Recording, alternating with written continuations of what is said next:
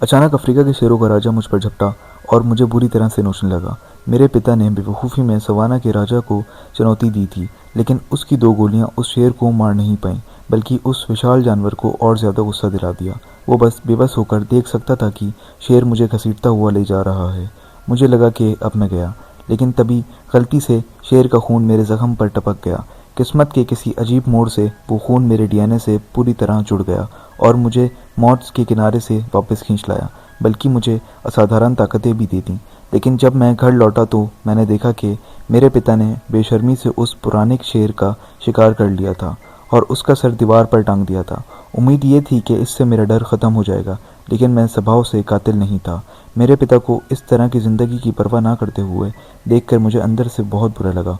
पिता के कब्ज़े से आज़ाद होने के लिए मैंने घर छोड़ने का फ़ैसला किया और अपनी माँ की जन्मभूमि जानने का फ़ैसला किया। लेकिन मुझे इस वक्त ज़रा भी अंदाज़ा नहीं था कि मेरा शरीर एक बड़े बदलाव से गुज़र रहा है।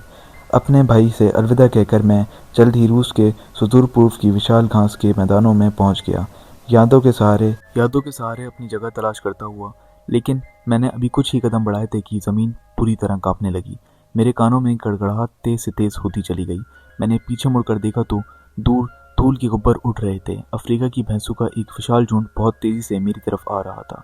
मुझे पता था कि मैं भाग नहीं पाऊंगा, तो मैंने आंखें बंद कर लीं, अपने सर को अपनी बाहों में लपेट लिया और ज़मीन पर सुकड़ गया और दुआ करने लगा कि भैंसें मुझे छोड़ दें। लेकिन हैरानी की बात यह थी कि झुंड ने मुझे कोई भी नुकसान नहीं पहुंचाया, बल्कि वो मेरी चारों ओर ऐसे बह गई जैसे पत्थर के किनारे पानी, और गड़गड़ाहट तेज होते होते मुझसे काफ़ी आगे निकल गई।